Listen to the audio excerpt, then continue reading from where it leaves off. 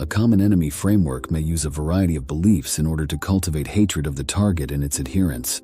It is common for common enemy frameworks to claim the target of the hate is engaged in a conspiracy against the adherents, although this is not always a required belief. When it is a belief that is part of the ideology, the claimed conspiracy may be real or it may be a false claim, something often referred to as a conspiracy theory today. To comprehend the allure of conspiracy theories for creating common enemy rhetoric, we must first distinguish them from actual conspiracies. The former often involve complex, secretive plots orchestrated by powerful individuals for malevolent purposes.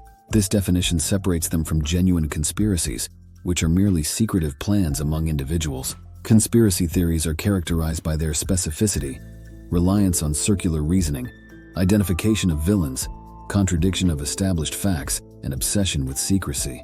These fallacious details are developed in order to convince the adherents of the common enemy ideology that a conspiracy has been orchestrated against them by a group. The danger posed by conspiracy theories is not uniform across all theories, and many may be relatively harmless by themselves.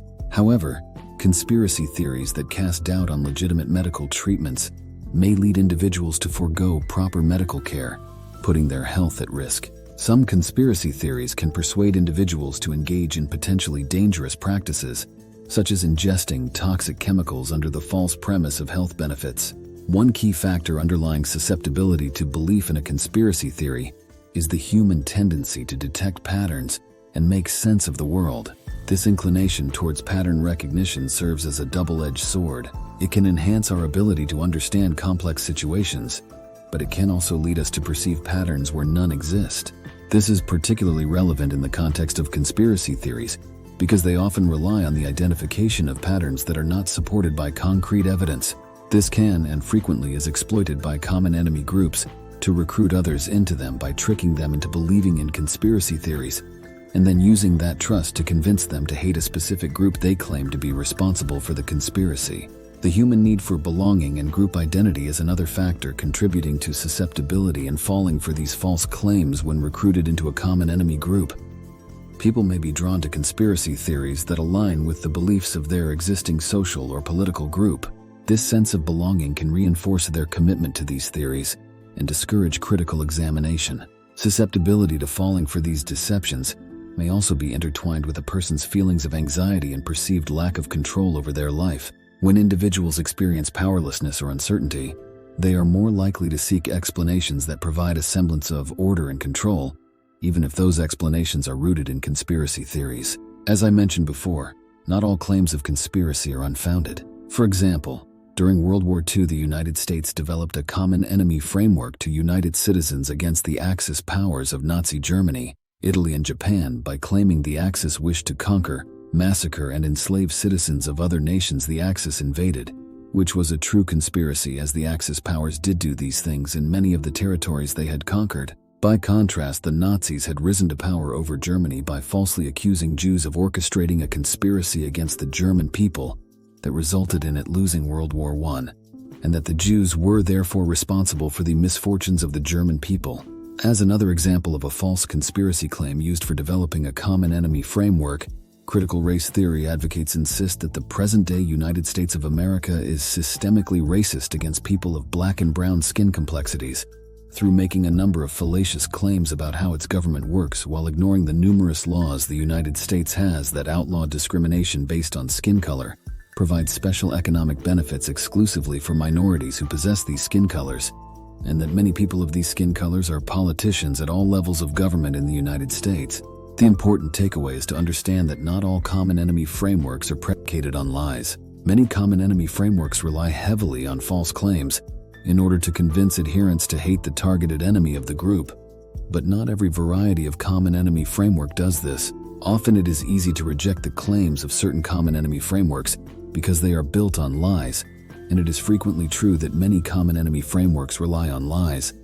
But not all kinds of common enemy frameworks are built on lies, as there are indeed groups that form conspiracies against others, common enemy groups being one of those kinds of groups. A common enemy group that orchestrates a conspiracy against another group motivates the targeted group to form its own common enemy rhetoric to justify its counterattacks against the first group that has targeted them. Much of human history has been perpetual battles between different common enemy groups that form to oppose one another. And when one group is defeated by another, a new target of Group IR is selected by the victor in order to continue maintaining the integrity of the victorious group. The reason I talk about how common enemy groups may have legitimate claims is because many people believe so long as the claims made are true, then this means the common enemy ideology is correct in its goals, and the movement is therefore good. The claims being correct does not justify the movement as good, as the goal of a common enemy group is to unite people in hatred against another group instead of uniting them in shared values that are universal to all humans. Even a common enemy group that is correct about its reasons for hating a group will still only lead to unnecessary discord and will distract people from achieving genuine long-term prosperity, even if the unity it creates allows for a temporary prosperity. History is full of examples of one common enemy group succeeding in annihilating the target of their hatred, only for themselves to become targeted by a different common enemy group that annihilate them. In the modern era, pseudo-scientific claims have often been used by common enemy groups to justify the hatred of a group. Pseudoscience lends an air of legitimacy to discriminatory or divisive ideologies. Pseudo-scientific claims can be used to manipulate public perception and sway individuals to support the group's agenda. This manipulation can lead to social acceptance of discriminatory practices and allows these groups to present their beliefs as scientifically grounded, even when they lack empirical evidence. Furthermore, pseudoscience can provide a seemingly rational justification for routine common enemy discriminatory actions, such as racial segregation, forced sterilization, or violence against perceived enemies. In the present-day era, common enemy groups often use pseudoscience to recruit and radicalize individuals who may be drawn to the appearance of intellectual or scientific legitimacy. For examples of pseudoscience utilized by common enemy groups, we have the historical example of the American eugenics movement of the early 20th century, which promoted pseudoscientific ideas about racial hygiene and the selective breeding of humans to improve the genetic quality of the population. These ideas led to forced sterilizations, immigration restrictions, and discriminatory practices in certain American states based on the belief in the inherent superiority or inferiority of certain races or ethnic groups. The American eugenics movement was imitated by the German Nazis, who used eugenics to develop the pseudoscientific concept of Aryan racial supremacy as a central tenet of their ideology. The Nazis falsely claimed that the Aryan race, which they considered the purest and most superior, should dominate other races. Pseudo-scientific ideas about racial purity and eugenics were used to justify policies such as the Holocaust and the extermination of inferior races. Even today, there are still some contemporary racial supremacist groups that continue to employ eugenics-inspired pseudoscience to support their claims of racial superiority. They may misinterpret or misrepresent scientific studies to argue for the genetic or intellectual superiority of white individuals. Pseudoscientific arguments are used to recruit followers and justify discriminatory beliefs. While eugenics originally favored specific kinds of white ethnic groups, there are now many different common enemy groups that believe their ethnicity is racially superior to all others. There are white supremacists, black supremacists, Middle Eastern supremacists, and even Asian supremacist groups. Notably, the modern-day communist China teaches its citizens a common enemy ideology that preaches the racial superiority of Chinese ethnic groups over those of foreigners, especially Caucasian and African ethnic peoples. Some pseudo-scientific ideas in a common enemy group may not be specifically about the inferiority of another group. For example, in the Soviet Union, Trofim Lysenko promoted pseudoscientific theories in the field of biology, particularly in genetics and agriculture. Lysenkoism rejected established mainstream scientific genetic principles in favor of Lamarckian inheritance theories that claimed things such as that wheat crops exposed to cold climates would develop cold resistances that could be inherited by future generations of wheat. The Soviet government endorsed Lysenkoism, and scientists who disagreed were persecuted. This manipulation of science served political purposes by aligning with socialist ideology. However, it was detrimental to the Soviet economy as Lysenkoism was not real, and this led to famines and mass starvation in the Soviet Union, as the principle was applied to the whole agricultural industry by the Soviets. In another example of a common enemy group using pseudoscience that is not inherently associated with racial ideologies, some groups have used pseudoscience to make unfounded claims regarding future hypothesized effects of global climate change. They may cherry-pick data or promote unfounded claims, often for political or economic motivations. It has become commonplace for common enemy groups that are anti-capitalistic and support socialist, communist ideologies to make pseudoscientific claims about climate change in order to justify their opposition to capitalism. This has some irony in that at present, the worst offenders of pollution in the world are communist countries, not republics with capitalistic economies. That pseudoscience has often been used by common enemy groups to justify their hatred of another group, underscores the importance of promoting critical thinking, scientific literacy, and ethical research practices to counter the spread of such harmful beliefs. The primary reason to reject a common enemy framework is not because it is built on lies, but due to the consequences of the hatred the framework cultivates in its adherents and the actions they take that are motivated by that hatred. Unnecessary social strife, violence, and the passing of legal policies designed to bring restorative justice that penalizes the targeted group that is blamed for society's ills and problems. All of these actions destabilize the social order and cause unnecessary destruction, loss of human lives, and distracts from humans working together to create mutual prosperity.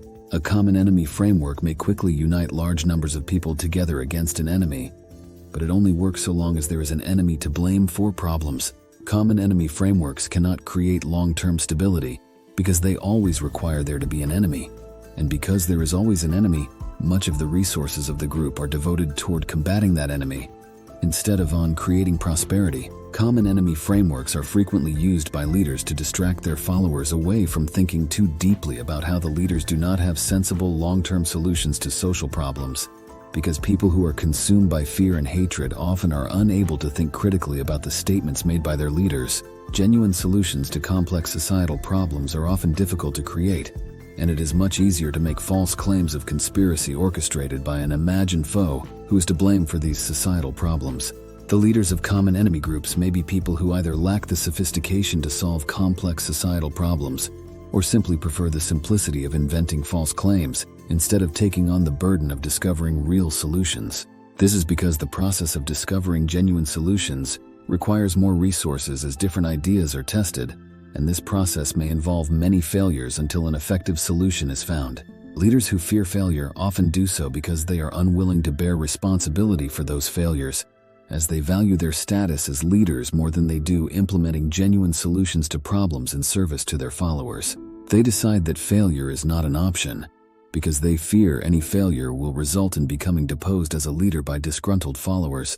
This is why common enemy frameworks are often preferred by leaders who value their own status more than they do implementing long-term solutions. It takes very talented and skilled leadership to maintain the trust of followers throughout a process of solution discovery that involves several failed outcomes.